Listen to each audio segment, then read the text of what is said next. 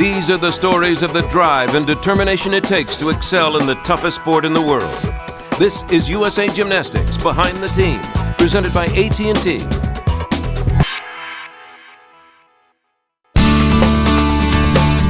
So we're here in Chicago for the Media Summit for the USOC, and it's basically getting all different athletes together and getting their stories out there. The Media Summit's an event the U.S. Olympic Committee has hosted since 1988. We do it before every Olympics. Just a really exciting day, and to let everybody know our story and how hard we've worked these past years.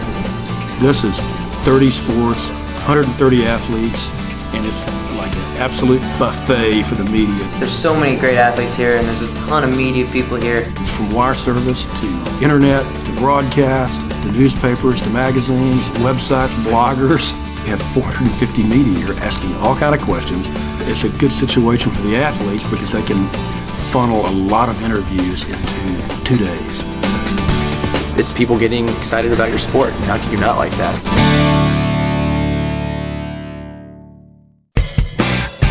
Interviews don't bother me at all. I love talking to people. I enjoy expressing my feelings about gymnastics and telling people about, my story, what I've been through. Interviews, I don't know, sometimes I actually get kind of nervous for interviews, which is weird. I don't mind doing interviews. I think it's necessary because people need to know about us, know about our stories, so they can support us. How do you guys prepare for the public and media attention, in addition to your training?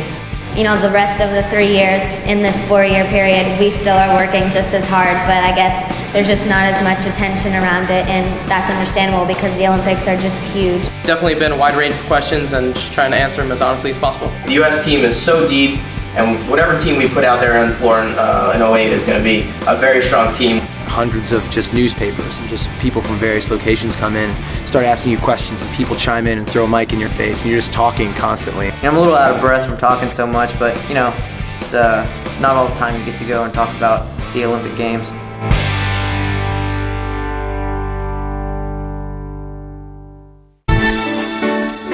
We did a photo shoot here, which is never done like a formal photo shoot like that, which is cool.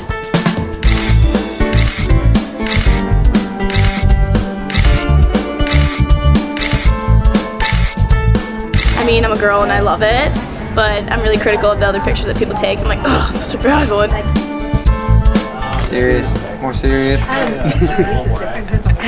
Come on, who doesn't like that kind of stuff? It's definitely one of the nice parts of what we do. We don't get to do this all too often, being gymnasts.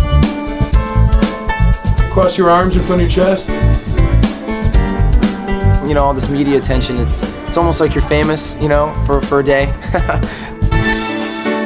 There you go. You definitely just feel like a superstar, and you just feel pampered, and it's really nice. It's so different from what you're used to. Being gymnasts, we're popular every 4 years with the Olympics, and Olympics is coming around, so I guess the media hype's starting up, and that's exciting. I always feel pressure just because, nervousness and everything. I think I'm in denial for pressure. I just keep ignoring it, but it's definitely there. Every one of us feels pressure, but we just need to focus and just focus on our training and our preparation towards the Olympic Games. When you're here and everybody crowds you and surrounds you, it really hits you. It's like, wow, I'm a potential Olympian. You just have to take it one day at a time and one practice at a time, and just keep pushing and keep your goals in the back of your head at all times. It's things like this that really make the Olympic year exciting.